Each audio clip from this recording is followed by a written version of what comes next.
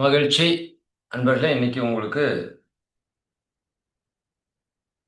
ஒரு மிக முக்கியமான சிந்தனையை பகிர்ந்து கொள்ள இருக்கிறோம். ஆ, ஒவ்வொரு வாரத்திலையும் வெள்ளிக்கிழமை நம்ம கவி விளக்கம் ரெகுலரா கொடுக்கறது வழக்கம். மகரிஷி அவர்கள் கொடுத்த அந்த ஞான கவியினுடைய விளக்கம். அதுல இந்த வாரம் புதன்கிழமையே நாம் அதைய உங்களுக்கு கொடுக்கிறோம். நீங்க அது பொறுமையா அத படிச்சு எழுதுங்க. அடுத்த வாரத்துக்கான விஷயமா வச்சுக்கலாம். வர வெள்ளிக்கிழமை உங்களுக்கு ஒரு தியானம், ஓம்கார தியானம் அப்படிங்கிற ஒரு தியானத்தை கொடுக்க இருக்கிறோம். அதனால இன்னைக்கு கவி விளக்கத்தை கொஞ்சம் மாற்றி வைத்திருக்கிறோம். 2 நாள் முன்னாடி கவி விளக்கம் பெறுறீங்க. அதனால நல்லதுதான். இப்ப இருந்தே நீங்க இந்த விளக்கத்தை சிந்திக்கிறப்போ, இன்னும் ஆழமா உங்களுக்கான ஒரு புரிதல் நடக்கும். அதாவது, மனித வாழ்க்கையில நாம படக்கூடிய துன்பங்களுக்கெல்லாம் மிக முக்கியமான காரணம் 2. ஒன்று நம்மிடம் இருக்கின்ற கோபம், இன்னொன்று நம்மிடம் இருக்கிற கவலை. மேலோட்டமா பார்த்தோம் அப்படின்னா, கோபத்த எல்லாருமே ஐடென்டிஃபை பண்ணிருவோம். இல்லையா? எனக்கு கோபம் இருக்குது அப்படிங்கிறத நம்ம எல்லாருமே ஐடென்டிஃபை பண்ணிருவோம். எல்லாருக்குமே தெரியும். நான் கோவப்படுறேன் அப்படிங்கிறது எல்லாரும் ஓரளவுக்கு தெரிஞ்சு தான் வச்சிருக்கோம். பட் என்கிட்ட கவலை இருக்குது அப்படிங்கிறத நம்ம பெருசா அடையாளம் கண்டுகிட்டதும் இல்ல. அதனோட தீமைகள நம்ம பெருசா பார்த்ததோ, அ கவனிச்சதோ இல்ல. உணர்ந்திருப்போம். பட் பார்த்து கவனிச்சிருக்க மாட்டோம். கோபப்படுறதால வீட்டுக்குள்ள நெறைய சண்டைகள் வர்றது, நம்ம கண்கூடா பார்க்கறதால கோபம் ஒரு கொடியதுன்னு நம்ம புரிஞ்சிருக்கிறோம். பட் கவலை நம்ம அந்த அளவுக்கு இன்னும் முக்கியமா பார்க்கல. இந்த சிந்தனை நம்மகிட்ட இருக்கிற மொத்த கவலையும் போக்குவதற்கான ஒரு வழிமுறை. சரிங்களா? கவலை என்பது நான் உங்களுக்கு அந்த வகுப்பு நடத்துறப்பவே சொல்லியிருப்போம். அதாவது சினத்தை கூட மகரிஷி அவர்கள் தவிர்த்துக் கொள்ளுங்கள் என்று சொன்னார். சினத்தை ஒழித்து விடுங்கள் என்று சொல்லல. தேவையான இடத்துல என்ன பண்ணலாம்? அதை நடிப்பு சினமாக நீங்க பயன்படுத்திக் கொள்ளலாம்னு சொன்னாங்க. அதனால தான் சினம் ஒழித்தல்னு சொல்லல, சினம் தவிர்த்தல்னு சொன்னாங்க. அந்த வார்த்தைக்கு பொருள் இருக்கு. ஆனா கவலைய பொறுத்தவரைக்கும், நீங்க இந்த நேரத்துல சரி பரவால்ல கவலைப்பட்டுக்கலாம் அப்படின்னு எங்கேயுமே சொல்லல. கவலையை ஒழித்தல் என்று எழுதியிருக்கிறாங்க. நல்லா புரிஞ்சுக்கோங்க. மகானுடைய வார்த்தை சாதாரணமா இருக்காது. உங்ககிட்ட இருக்கிற கவலையை நீங்கள் ஒழிக்கவில்லை என்றால், அது உங்களை முற்றிலுமாக ஒழித்துவிடும். அதாங்க விஷயம். சரிங்களா? அப்ப இதுல ரொம்ப நம்ம கவனமா இருக்கணும். நமக்கு தெரியாமயே நம்ம நெறைய கவலைகள்ல இருப்போம். நீங்க அதை கவனிச்சீங்கன்னா தான் தெரியும். எனக்கு ஒரு கவலையுமே இல்லையே! அப்படித்தான் நீங்க சொல்லுவீங்க பெரும்பாலான அன்பர்கள்.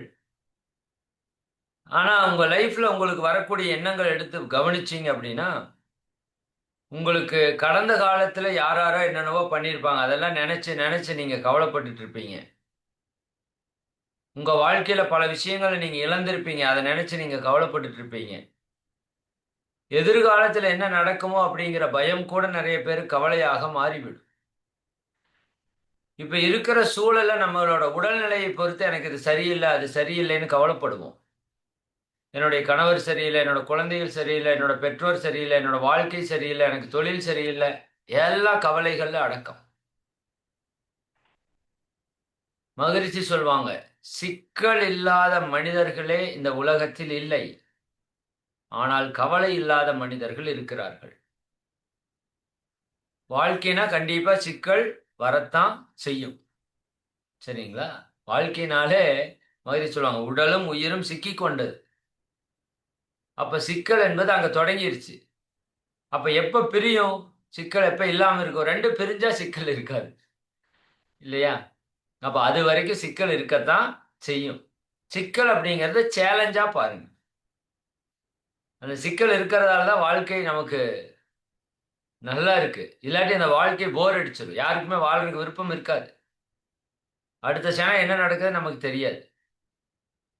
அப்ப கவலை அப்படிங்கிறது என்ன அப்படின்னு மகரிஷி சொல்றாங்கன்னா, கவலை என்பது உள்ளத்தின் கொடிய நோயாம். இந்த முதல் வரியே ரொம்ப நம்ம மனதில பதிய வைக்கணும். கவலை என்பது உள்ளத்தின் கொடிய நோயாம். அப்படின்னா என்ன? கவலைங்கிறது உங்க உள்ளத்துல வர்ற கேன்சர். உடம்புல கேன்சர் வந்தா பயப்படுறோம்ல? சரிங்களா? அந்த மாதிரி நம்ம உள்ளத்துல இருக்கிற கேன்சர் தான் கவலை. கொஞ்சம் கொஞ்சமா, கொஞ்சம் கொஞ்சமா, கொஞ்சம் கொஞ்சமா நம்மள அரிச்சு, அரிச்சு, அரிச்சு, அரிச்சு கொன்றும் நம்மள. சரிங்களா? இன்னைக்கு இருக்கிற உடல்ல பல நோய்களுக்கு அடிப்படை காரணம் நம்மகிட்ட இருக்கிற தேவையில்லாத கவலைகள் தான். சரிங்களா? மகரிஷி சொல்லுவாங்க, "கா கூட்டல் வலை கவலை" அப்படின்னா என்ன தெரியுமா? கற்பனை வலை. உண்மையாலுமே ஒண்ணு நடக்கல. பட் இது நடந்துருமோ அப்படின்னு நினைச்சு கவலைப்படுவோம். கவனிச்சிருக்கீங்களா? நாளைக்கு உங்க பையனுக்கு ஏதாவது நடந்துருமான்னா, நடக்கலாம், நடக்காமயும் போலாம். பட் நடந்ததுக்கான ப்ரூஃப் ஒண்ணும் கிடையாது. நடக்கும்ங்கிறதுக்கான கேரண்டி ஒண்ணும் கிடையாது. ஆனா நம்ம மனசு கற்பனையா ஒரு வலை பின்னி, அந்த வலைக்குள்ள நாமளே போய் சிக்கிக்கிறது தான் கற்பனை வலை கவலை. சரிங்களா? நாளைக்கு 10 வருஷத்துக்கு அப்புறம் என்ன நடக்குமோன்னு இப்ப உட்கார்ந்து கவலைப்பட்டுருப்போம். சரிங்களா? இப்ப இருக்கிற க்ஷணத்த நம்ம இழந்துருவோம். கடந்த காலத்த நினைச்சு நெறைய கவலைகள் நமக்கு. இல்லையா? இருக்கிற க்ஷணத்த நம்ம இழந்துர்றோம். இதுதான் நம்ம வாழ்க்கையில நடந்துட்டு இருக்கு. உலகத்தில் இருக்கிற பெரும்பாலான மக்கள் ஒண்ணு கடந்த காலத்திலேயோ அல்லது எதிர்காலத்திலேயோ வாழ்றாங்க. யாருமே பிரசன்ட்ல வாழல. நீங்க யோசிச்சு பாருங்க. நம்ம சிந்தனை எப்பவுமே கடந்த காலத்திலேயும், எதிர்காலத்திலேயும் ஓடிட்டே இருக்கிறத உங்களால பார்க்க முடியும். நிகழ்காலத்தில் இருக்காது. இப்ப பிரசன்ட்ல இருக்காது.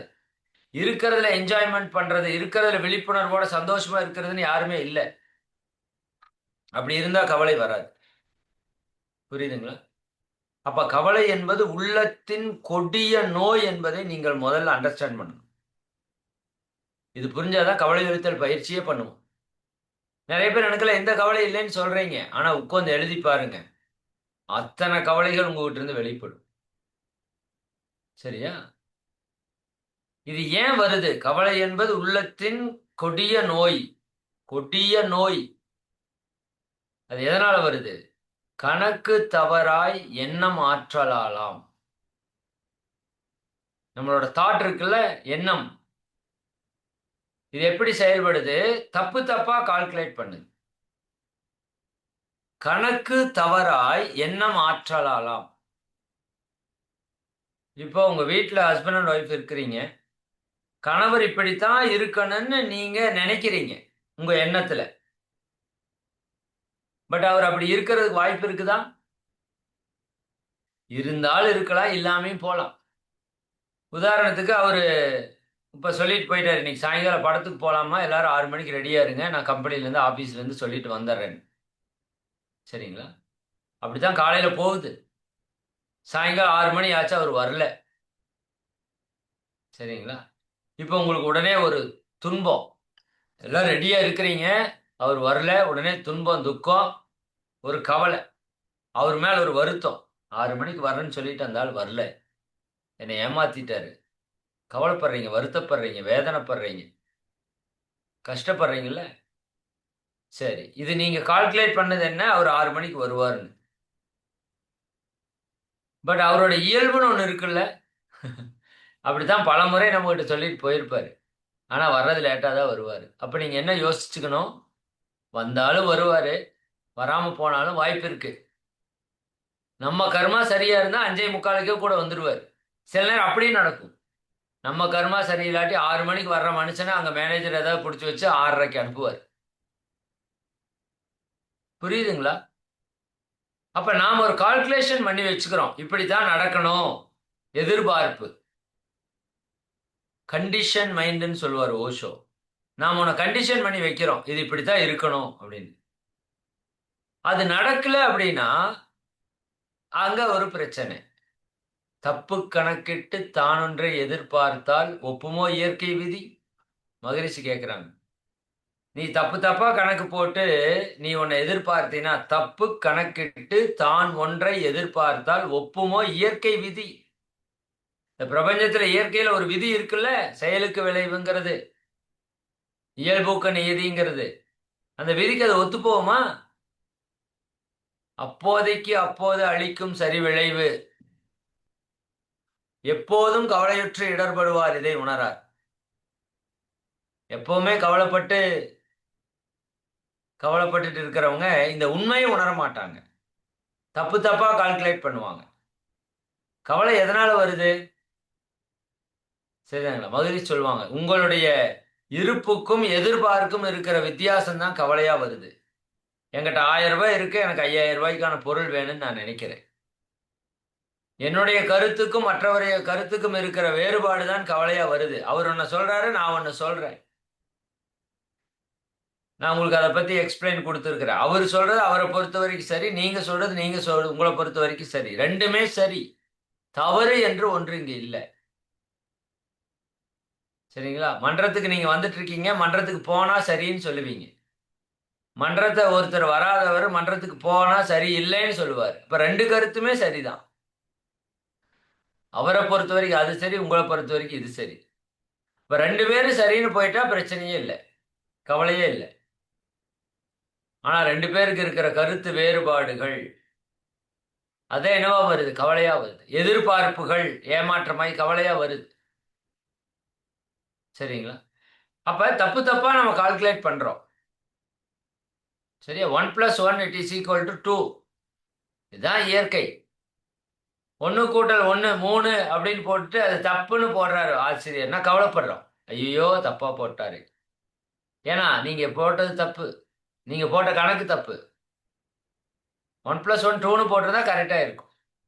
அப்ப வீட்டுக்காரர் 6 மணிக்கும் வரலாம், சில நாள் 6:30க்கும் வரலாம், சொல்ல முடியாது, அவரோட வேலை.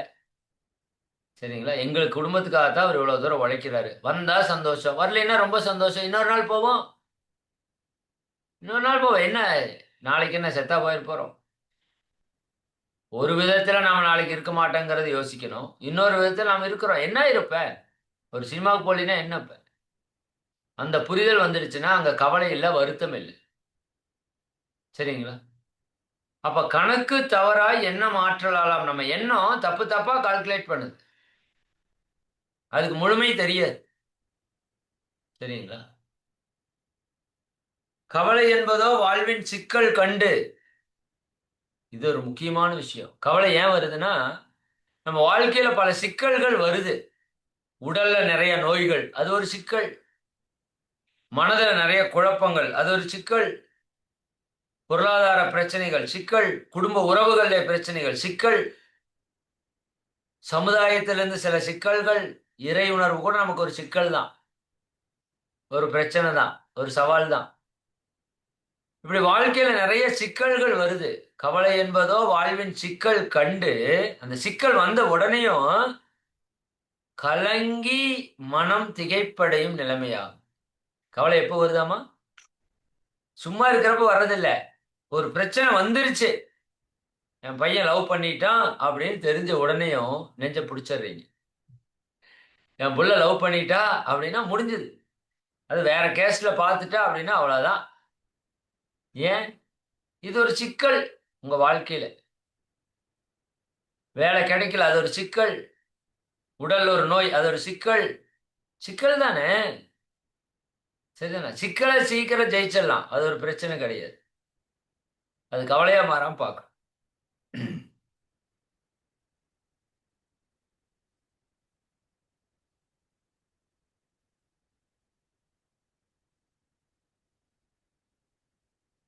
பல்வேறு சிக்கல்கள் வரும், நல்லா புரிஞ்சுக்கோங்க. சிக்கல்கள்ல இருந்து விடுபடுவதற்கு தான் வந்திருக்கிறோம்.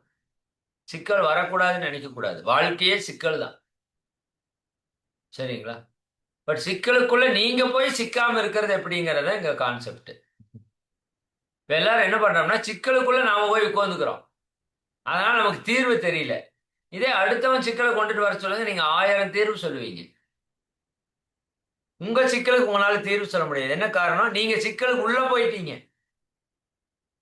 சொல்லுவார்ல, என்ன படம், எதிர்நீச்சல் படத்துல நாகேஷ் சொல்லுவாரு சூப்பரா, சிக்கல்ங்கிறது இந்த கல்லு மாதிரி. இது எப்படி இப்படி வச்சுட்டீங்க அப்படின்னா உலகத்தையே அது மறைச்சிரும், உங்க கண்ணையே மறைச்சு ஒண்ணுமே தெரியாம பண்ணிரும். சிக்கல் இவ்வளவுதான், கல்லு தான். இதை தூக்கி வீசிட்டா இது இத்திரியூண்டு ஆயிரும். அந்த மாதிரி தான் நம்ம லைஃப்ல இருக்கிற பிரச்சனை. நல்லா புரிஞ்சுக்கோங்க, உங்களால சமாளிக்க முடியாத ஒரு பிரச்சனை உங்ககிட்ட வராது. வருது அப்படின்னா அது சமாளிக்கிறதுக்கான ஆற்றல் உங்ககிட்ட இருக்குன்னு அர்த்தம். சரிங்களா? நிறைய பேர் என்னால தாங்கவே முடியல தாங்கவே முடியல, நீங்க தாங்கிட்டு தான் இருக்கீங்க. நான் ஒன்னும் செத்து போகல. நீங்க தாங்கவே முடியலன்னு சொல்றீங்க, ஆனா தாங்கிட்டே தான் சொல்றீங்க. புரியுதானே? தாங்க முடியாத பிரச்சனை ஒண்ணு இறைவன் கொடுக்க மாட்டான். அப்படி வந்ததுன்னா நீங்க செத்துருவீங்க. Don't worry. சரியா? அப்ப கவலைங்கிறது என்ன? கவலை என்பதோ வாழ்வின் சிக்கல் கண்டு கலங்கி மனம் திகைப்படையும் நிலைமையாகும். மனசு அப்படியே மலைச்சு போயிருது. ஐயோ, இந்த பிரச்சனையை நான் எப்படி சமாளிப்பேன்? ஒரு கோடி கடன் எப்படி சமாளிப்பேன்? குடும்பத்துல பையன் புள்ள லவ் பண்ணிட்டு வந்தாங்க, எப்படி சமாளிப்பேன்? உடல்ல பெரிய நோய் வந்துருச்சு, எப்படி சமாளிப்பேன்? அந்த பிரச்சனை எப்படி சமாளிக்கலாம்னு யோசிக்கிறது இல்ல, அதை நினைச்சு திகைச்சிடுறீங்க. ஐயோ, அவ்வளவுதான், முடிஞ்சிருச்சு. உங்க எனர்ஜி எல்லாம் வேஸ்டா போய். நல்லா புரிஞ்சுக்கோங்க, வாழ்க்கையோட சிக்கலை கண்டு திகைப்படையாதீங்க. அப்படியெல்லாம் ஒரு பெரிய பிரச்சனை யாருக்கும் வர்றது இல்லை. நம்மளை விட 1000 பிரச்சனைகள் இருக்கிறோம், வாழ்ந்துட்டே தான் இருக்கிறான் அந்த பூமியில். பிரச்சனையை எதிர்த்து நின்னீங்கன்னா தான் போராடி ஜெயிக்க முடியும். பிரச்சனையை கண்டு ஓடுனீங்கன்னா அது நாய் மாதிரி துரத்திட்டே தான் இருக்கும். அப்ப திகைப்படைய வேண்டிய அவசியம் இல்லை. உங்களை விட 1000 பிரச்சனை உலகத்தில் இருக்குது. சரிங்களா? அந்த சிக்கலை கண்டு திகைப்படைகிற நிலைமையை தான் கவலைன்னு சொல்றோம். சரியா? கவலை என்ன பண்ணும்? உடல் நலன் கெடுக்கும். கவலை உடல் நலன் கெடுக்கும். இதை பத்தி உங்களுக்கு நிறைய விளக்கியாச்சு. சரிங்களா? கவலை கட்டி தண்ணி இழுக்கிறதுன்னு சொல்லுவாங்க. ஒரு கிணத்துல அதிக தண்ணி இறைச்சி ஊத்துறதுக்கான கருவி வந்து கவலை. பாகுபலி படத்துல தண்ணியை மோந்து ஒரு இது கொண்டாந்து ஊத்துமில்ல பனைமரத்துல இருந்து, அந்த மாதிரி மாட்டை பூட்டி கிணத்துல இருந்து தண்ணி எடுத்து ஊத்துவாங்க. அப்படி நமக்கு வர்ற கவலை நம்ம கிட்ட இருக்கிற ஜீவகாந்த ஆற்றலை வாரி கொண்டு போய் வெளியே இறைச்சிடும். சினத்தை விட பல மடங்கு எச்சா செலவு பண்ணும். சினமாவது அப்போதைக்கு வந்துட்டு செலவு பண்ணிட்டு போயிடும். கவலை திரும்ப திரும்ப திரும்ப திரும்ப கவலைப்பட்டு கவலைப்பட்டு கவலைப்பட்டு. சார்லி சாப்ளின் தான் சொல்லுவார், ஒரு ஜோக்கு நான் ஒரு தடவை சொல்றேன் உங்ககிட்ட, சரிங்களா? சொன்னா ஒரு தடவை சிரிப்பீங்க, இன்னொரு தடவை சொன்னா கொஞ்சம் சிரிப்பீங்க, மூணாவது தடவை சொன்னா சிரிக்க மாட்டீங்க, நாலாவது தடவை சொன்னா கடுப்பாயிரும். எரிச்சலா வருமா இல்லையா? சரியா? ஒரு ஜோக்கையே ஒரு தடவை சொன்னா அதுக்கு மேல உங்களால ரசிக்க முடியலையே. ஒருத்தன் ஒரு முறை உங்களை திட்டுனான், ஒரே ஒரு முறை தான் திட்டுனான் அவன் வாழ்க்கையில, அப்ப துன்பத்தை அனுபவிச்சீங்க. சரி, அப்ப அனுபவிச்ச துன்பத்தை இன்னைக்கு வரைக்கும் திரும்ப திரும்ப நினைச்சு என்னை இப்படி சொல்லிட்டானே, என்னை இப்படி சொல்லிட்டானே, என்னை இப்படி சொல்லிட்டானே சொல்றது எவ்வளவு பெரிய ஒரு முட்டாள்தனம் பாருங்க.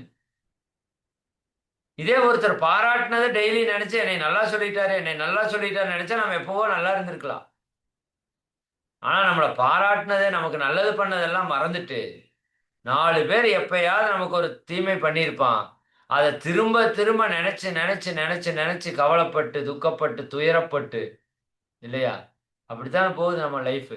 யோசிச்சு பாருங்க. அப்ப கவலை என்ன பண்ணும்? உங்க உடல் நலனை கெடுத்துரும், உடல் ஆரோக்கியம் போயிடும். ஜீவகாந்த சக்தி வெளியேறிடுச்சுன்னா ஜீரண மண்டலம் பாதிக்கப்படும். ஜீரண மண்டலம் பாதிச்சதுன்னா உடம்புல பல்வேறு நோய்கள் உருவாகும். தூக்கம் டிஸ்டர்ப் ஆகும் கவலையால, நல்லா சாப்பிட முடியாது. சரிங்களா? மனம் குழம்பி இருக்கும், நல்ல செயல்களை செய்ய முடியாது. சரியா? உடல்ல பல நோய்கள் வரும். கவலை உடல் நலன் கெடுக்கும், உள்ள நலனையும் கெடுக்கும். உங்க உள்ளத்துல அமைதி இருக்கிறதுக்கு விடாது. கவலைப்பட்டுட்டே இருப்பீங்க. கவலை கவலை, அது சரியில்லை இது சரியில்லை, எனக்கு அது பத்தல, இது பிரச்சனை, கவலை கவலை கவலை, எப்ப பார்த்தாலும் கவலை. கவலை உடல் நலனை மட்டும் கெடுக்காது, உள்ளத்தினுடைய நலத்தையும் கெடுத்துரும். நீ எதை நினைக்கிறியோ அதுவாகவே ஆகிறாய். கவலைப்படப்பட இந்த பிரபஞ்சத்துல இருந்து கவலைகளுக்கான சக்தி உங்களை நோக்கி வந்துட்டே இருக்கும். நீங்க இன்னும் கவலைப்படுறதுக்கான சூழல் உருவாயிட்டே இருக்கும். நீ எதை நினைக்கிறாயோ அதுவாகவே ஆகிறாய். நீங்க கவலை நினைக்க நினைக்க நினைக்க நினைக்க உங்க உள்ள கவலை, வெளிய கவலை, உங்களை சுற்றிய கவலை, எப்போ நீங்க கவலையோடு இருக்கிறதுக்கான சூழல் உருவாய். இப்போ கவலைக்கு ஆப்போசிட் என்ன? மகிழ்ச்சி. நீங்க மகிழ்ச்சியை நினைக்கணும், மகிழ்ச்சியா இருக்கணும், மகிழ்ச்சியா இருக்கிறதுக்கான முயற்சி எடுக்கணும். நான் மகிழ்ச்சியா இருக்கிறனாவது சொல்லணும். அது சொல்றப்ப அந்த கவலை மாறுறதுக்கான சூழலை நீங்க உருவாக்குறீங்க. நீ எதை நினைக்கிறாயோ அதுவாகவே ஆகிறாய். நான் மகிழ்ச்சியா இருக்கேன், மகிழ்ச்சியா இருக்கேன், மகிழ்ச்சியா இருக்கேன்னா நீங்க மகிழ்ச்சியா இருக்கிறதுக்கு ஆரம்பிச்சிருக்கீங்க. சரிங்களா? அப்போ உடல் நலத்தையும் கெடுக்கும், உள்ளத்தினுடைய நலத்தையும் கெடுக்கும். இந்த உள்ளம் தானே வாழ்க்கை. அப்போ வாழ்க்கை கெட்டு போய். கண்முதலாய் பொறி ஐந்தின் வளம் கெடுக்கும். சரிங்களா? உங்க கண்ணு பாதிக்கும். கவலைப்படுறவங்களுக்கு எல்லாமே பாதிக்கும். குறிப்பா கண்ணு பாதிக்கும். 5 புலன்களும் பாதிக்கும். காது சரியா கேட்காது, மூக்கு சரியா ஸ்மெல் பண்ணாது. நிறைய பேருக்கு இந்த கொரோனா டைம்ல அந்த கவலை பயத்திலேயே தான் நிறைய பேர் செத்து போயிட்டாங்க. உண்மையா நோய் வந்து செத்தவங்க ரொம்ப கம்மி. சரியா? கவலை, ஐயோ எனக்கு வந்துருச்சேங்கிற கவலை, என்ன ஆகுமோன்னு பயம், அவ்வளவுதான். ரொம்ப தெளிவா இருக்கணும். எதற்காகவும் கவலைப்படுறது பிரயோஜனம் இல்லை. நீங்க யோசிச்சு பாருங்க, உங்க லைஃப்ல கோபப்பட்டு கூட ஒரு சிலது ஏதாவது அப்போதைக்கு சின்ன சின்ன சேஞ்ச் நடந்திருக்கலாம். கவலைப்பட்டு ஏதாவது நன்மை நடந்திருக்கா? நடக்குமா? ம். அப்படின்னா சொல்லுங்க, எல்லாரும் கூடி வேணா கவலை படுதல்னு ஒரு பயிற்சி வச்சுக்குவோம். எல்லாரும் கூடி, சரிதானே, கவலைப்படுவோம். கவலை கவலைப்பட வேண்டும், இவன் கவலைப்படுவதே இல்லை என்று சொல்லுவாங்க. கோபம் கோபப்பட வேண்டும், இவனுக்கு கோபமே வருவதில்லை என்று. சரிதானே? ஆசை ஆசைப்பட வேண்டும், இவனுக்கு ஒரு ஆசை வந்துராதா என்றெல்லாம் சொல்லுவாங்க. அப்ப கவலை கவலைப்பட வேண்டும், இவன் கவலைப்படுவதே இல்லை என்று. அதான் முக்கியம். எது வந்தாலும் பார்த்துக்கலாம்னு துணிஞ்சு இறங்கணும். சரிங்களா? பிரச்சனை எதிர்த்து நின்னாதான் அதுல ஜெயிக்க முடியும். அப்ப கண்முதலாய் பொறி ஐந்தின் வளம் கெடுக்கும். இந்த 5 அற்புதமான விஷயம் நமக்கு இறைவன் கொடுத்திருக்கிறான்.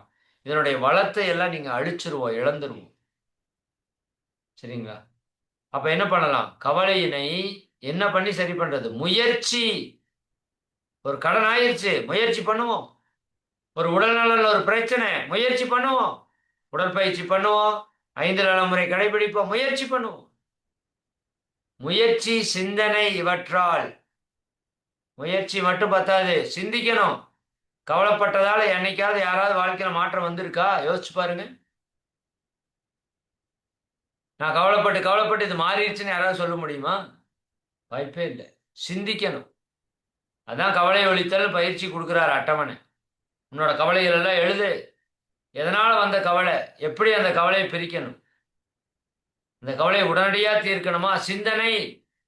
உடல்ல நோய் வந்துருச்சு, உடனடியா தீர்த்துருங்க. வணக்கம்.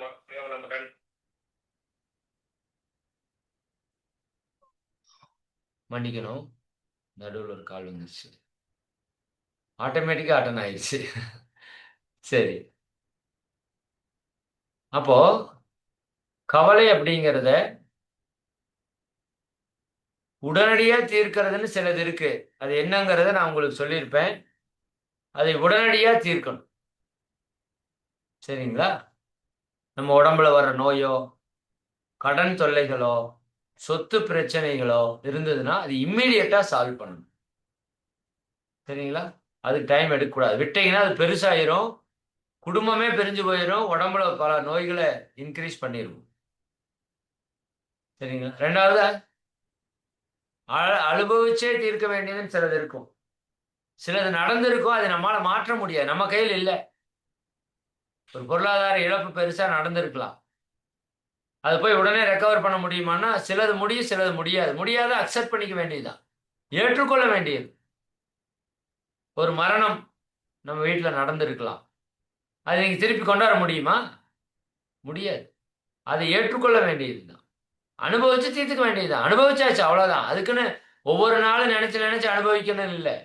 ஒரு முறை அனுபவிச்சாச்சு, சரிதானா? அப்ப அதை ஏற்றுக்கொள்ள வேண்டியது. இது இயற்கையோட நியதி. சரி, ராமகிருஷ்ண பரமஹம்சர் தான் இல்ல யோகானந்த பரமஹம்சர் தான் நினைக்கிற ஒரு கோட்டு. இறைவா, எனக்கு இந்த உலகத்துல நல்லது எது கெட்டது எதுன்னு தேர்ந்தெடுக்கிற அறிவை கொடு. சரிங்களா? அப்படின்னு கேட்பார். நல்லவற்றை ஏற்றுக்கொள்ளக்கூடிய பக்குவம், கெட்டவற்றை ஏற்றுக்கொள்ளக்கூடிய பக்குவத்தை எனக்கு கொடு அப்படின்னு ஒரு அற்புதமான வாசகம். எனக்கு அது சரியா சொல்ல தெரியல. அப்போ இதை அனுபவிக்கிற பக்குவத்தை நம்ம பெற்றுக்கொள்ளணும். சரிங்களா? மனம் உயர்ந்து வந்துருச்சுன்னா அது ஒரு பெரிய விஷயமே இல்லை. சிலது அனுபவிச்சே ஆகணும். அனுபவிச்சுக்க வேண்டியதுதான். புரிஞ்சுக்கிட்டா போதும். இதை மாற்ற முடியாதுன்னா ஏற்றுக்கொள்ளணும். அவ்வளவுதான். மாற்ற முடியதை மாற்றுவதற்கான சக்தியும், மாற்ற முடியாததை ஏற்றுக்கொள்வதற்கான பக்குவத்தையும், எதை மாற்ற முடியும், எதை மாற்ற முடியாது என்று பிரித்தறிவதற்கான அறிவையும் கொடு. அதுதான் அவர் சொல்றது. என்னோட வாழ்க்கையில எதையெல்லாம் மாற்ற முடியுமோ அதை மாற்ற முடிவதற்கான சக்தியை கொடு. எதெல்லாம் மாற்ற முடியாதோ அதை ஏற்றுக்கொள்வதற்கான பக்குவத்தை கொடு. எதை மாற்ற முடியும், எதை மாற்ற முடியாது என்பதை பிரித்து உணர்வதற்கான அறிவை கொடு. இது ரொம்ப முக்கியம். இல்லாட்டி மாற்ற முடியாத போய் மாத்திட்டு இருப்போம், மாற்ற முடிஞ்சதை அப்படியே விட்டுருப்போம். அப்ப சிலவற்றை அனுபவிச்சுதான் ஆகணும். சரிங்களா? மாற்ற முடியாததை ஏற்றுக்கொள்ளுங்க, அனுபவிச்சுக்கோங்க, அவ்வளவுதான். சிலவற்றை தள்ளி போடணும். எதை தள்ளி போடுறது? நாம ஒண்ணு தயாரா இருப்போம். இந்த சமுதாயம் இன்னொன்னு பாதி கொடுக்கணும். இப்ப நம்ம வீட்டுல பையன் தயாரா இருக்கான், பொண்ணு சமுதாயத்திலிருந்து வரணும். பொண்ணு படிச்சுட்டு தயாரா இருக்கா, வேலை சமுதாயத்திலிருந்து வரணும். அப்ப இதற்கான முயற்சி எடுத்துட்டே இருக்கணும். கிடைக்கிறப்ப கண்டிப்பா கிடைக்கும். அதை என்ன பண்ணணும்? ப்ராசஸ் பண்ணிட்டே இருக்கணும். சரி, ஒரு 6 மாசம் கழிச்சு பார்த்துப்போம். இப்ப ப்ராசஸ் பண்ணிட்டே இருக்கணும். ஆனா சரிங்களா? ஒரு 6 மாசம் ட்ரை பண்ணுவோம், தள்ளி போடுவோம். சரிங்களா? ஒரு 6 மாசம் இன்னொரு கல்யாணத்துக்கு டைம் எடுத்துக்கலாம். ஒன்றும் ஆக போறது இல்லை. அதை நினைச்சு என் பையனுக்கு கல்யாணம் ஆகல, என் பிள்ளைக்கு வேலை கிடைக்கலன்னு புலம்பிட்டே கிடந்தீங்கன்னா என்ன பிரயோஜனம்? No use. சரிங்களா? அப்ப அது என்ன பண்ணணும்? சிலவற்றை தள்ளி போட்டுட்டு அதுக்கு என்ன ப்ராசஸோ அதை நீங்க பண்ணிட்டே இருக்கணும். நடக்க வேண்டிய காலத்துல அது நடக்கும். ஏன்னா ஒரு 50% உங்ககிட்ட கையில இருக்கு, இன்னொரு 50% சமுதாயத்திலிருந்து வரணும். அதுக்கு நீங்க தேடணும். சரிங்களா? அது நமக்கு நிறைய பாடங்களை, அனுபவங்களை சொல்லிக் கொடுக்கும். அந்த பக்குவம் வந்ததுக்கு அப்புறம் தானா வந்து சேரும். சரிங்களா? எதிர்பார்ப்பு இல்லாம நம்ம செயலை செஞ்சுட்டே இருக்க வேண்டியதுதான். அதெல்லாம் தள்ளி போடும். சிலவற்றை அலட்சியப்படுத்தணும். அதை பத்தி தெளிவா பேசியிருப்போம். இதெல்லாம் சிந்திக்கணும். நீங்க ஒரு கவலை எழுதி, இது எது கூட சேர்ந்தது? தேவையில்லாம ஒருத்தன் உங்களை பத்தி பேசுவான். அதை நீங்க எடுத்துட்டு வேலை செஞ்சுட்டு இருப்பீங்க. ஐயோ, என்னை பத்தி இவன் இப்படி பேசிட்டான், நான் போய் நல்லவன் நிரூபிக்கிறேன். தேவையே இல்லை அதெல்லாம். வெட்டி வேலை. அந்த நாய்னா குலைக்கத்தான் செய்யும். அவ்வளவுதான் விஷயம். நாய்னா குலைக்கத்தான் செய்யும். சரி, சூரியனை பார்த்து நாய் குலைக்கிறதுக்கு சமம் நம்மளை பார்த்து மற்றவங்க கமெண்ட் கொடுக்கறதெல்லாம். அதையெல்லாம் பெருசா எடுத்துக்கிட்டா நீங்க வாழ்க்கையில எதையுமே சாதிக்க முடியாது. சொல்வார் ரஜினி, கிணத்து தவளை 3 இருந்தது, 3 தவளையும் மேலே ஏறி வரக்கு முயற்சி பண்ணுச்சு. அதுல 2 தவளை மேலே ஏறி ஏறி விழுந்துருச்சு. 3வது தவளை திரும்ப திரும்ப ஏறிட்டே இருந்தது. விழுந்தது ஏறிச்சு, விழுந்தது ஏறிச்சு, விழுந்தது ஏறிச்சு. கடைசி அது ஏறியே வந்துருச்சு. ஆனா கீழே இருக்கிற தவளையெல்லாம் சொல்லிட்டே இருந்தது, முடியாது முடியாது முடியாது முடியாது முடியாது முடியாது முடியாது. அந்த தவளை செவிட்டு தவளைன்னு சொல்லுவார் அவரு. ஏறி வந்த தவளை செவிட்டு தவளை. எவன் சொன்னதே காதுலயே கேட்கல. ஏறு, எனக்கு வேலை என்ன, என்னால முடியும், ஏறு, முடியும், ஏறு, முடியும், ஏறு. விழுந்தது. எவன் சொன்னது காதுல விழுகல.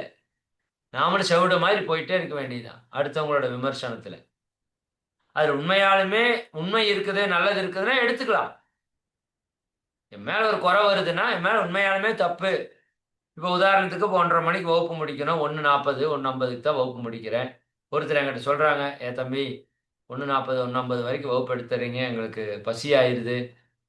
அல்லது அப்படி ஏதாவது சொல்றாங்க. அல்லது யாரோ ஒருத்தர் பேசுறாங்க, பாருப்பா அவர் எப்ப பார்த்தாலும் 1:30க்கு முடிக்கிறேன்னு சொல்லிட்டு 1:40 1:45 வரைக்கும் பேசிட்டே இருக்காருப்பா, அடுத்த வேலை இல்லையா நம்மளுக்கு அப்படின்னு என் மேல ஒரு குறை வருது, என்கிட்ட ஒருத்தவங்க சொல்றாங்க அப்படின்னா நான் எடுக்கணும். அது யாரையும் அலட்சியம் பண்ணக்கூடாது, அது எடுக்கணும். என் மேல ஒரு குறை சொல்றாங்க, என்ன 1:30க்கு முடிக்க வேண்டிய வகுப்பு 1:45க்கு முடிக்கிறேன். ஆமா, சரியா? ஆமா, இதனால கிட்டத்தட்ட 150 பேர் இதுல இருக்காங்க. மற்ற வகுப்புல நிறைய பேர் அட்டன் பண்றாங்க. அவங்க ஒரு கமிட்மெண்ட் வச்சிருப்பாங்க. அந்த நேரத்தை நான் எடுக்கிறேன். அது தப்பு. சரிங்களா? அப்ப நான் புரியணும். இதை கவலைப்பட்டு என்ன பண்றது? ஐயோ, என்னை பத்தி இப்படி குறை பேசுறாங்களே, இவங்களுக்காகத்தான் நான் இவ்வளவு தூரம் கத்தி கத்தி பேசுறேன் அப்படின்னு நான் கவலைப்பட்டு என்ன பிரயோஜனம்? பிரயோஜனம் இல்லை. சரிதானே? ஒன்று நான் அக்செப்ட் பண்ணிட்டு விட்டுறணும். இந்த பாருங்க மணி 1:30 1:40 வரைக்கும் இருக்கும். சரியா? உங்களுக்காக பேசிட்டு இருக்கிறோம். பேசுறது கொஞ்சம் எக்ஸ்டெண்ட் ஆகும். நீங்க முடிஞ்சா 1:40 வரைக்கும் இருங்க. இல்லாட்டி 1:30 நிறைவு பண்ணிக்கோங்க. அப்படி சொல்லலாம். இல்ல அப்படின்னா, ஆமா அடுத்தவங்களுக்கு சரி டைமை கொஞ்சம் கரெக்டா குடுத்துட்டோம்னா நல்லதுதான். நமக்கும் அடுத்த வேலைக்கு போறதுக்கு சரியா இருக்கும். அப்படின்னு கொஞ்சம் யோசிச்சு, அவங்க சொல்றது நியாயமான விஷயம் தான். சரி இனிமேல் 1:30 1:35க்குள்ள முடிச்சுக்குவோம் அப்படின்னு வரணும். இது அப்படியே டியூன் ஆயி இன்னொரு மாசம் கழிச்சு போய் 1:30க்கு ஷார்ப்பா முடிக்கிற அளவுக்கு வந்துரணும். அவ்வளவுதான். இதுல கவலைப்பட்டு என்ன பிரயோஜனம்? சரிங்களா? தேவையில்லாத நெறைய கம்ப்ளைண்ட் பண்ணிட்டே தான் இருப்பாங்க. நல்லா புரிஞ்சுக்கோங்க. விவேகானந்தர் சொல்லுவாரு. நீ ஒரு வேலையும் செய்யலைன்னா உன்கிட்ட எந்த கம்ப்ளைண்ட்டும் சொல்ல மாட்டாங்க. ஒரே ஒரு கம்ப்ளைண்ட் அவன் எந்த வேலையும் செய்யறது இல்லைன்னு சொல்லுவாங்க. அவ்வளவுதான். பட் நீ வேலை செஞ்சீன்னா உன் மேல 100 கம்ப்ளைண்ட் சொல்லுவாங்க. நல்லா புரிஞ்சு உங்க மேல 100 கம்ப்ளைண்ட் சொன்னா நீங்க வேலை செஞ்சுட்டு இருக்கீங்கன்னு அர்த்தம். அதுல தெளிவா இருங்க. புரியுதா இல்லைங்களா? உங்க மேல அதிக கம்ப்ளைண்ட் வருதுன்னா நீங்க ஒர்க் பண்ணிட்டு இருக்கீங்க.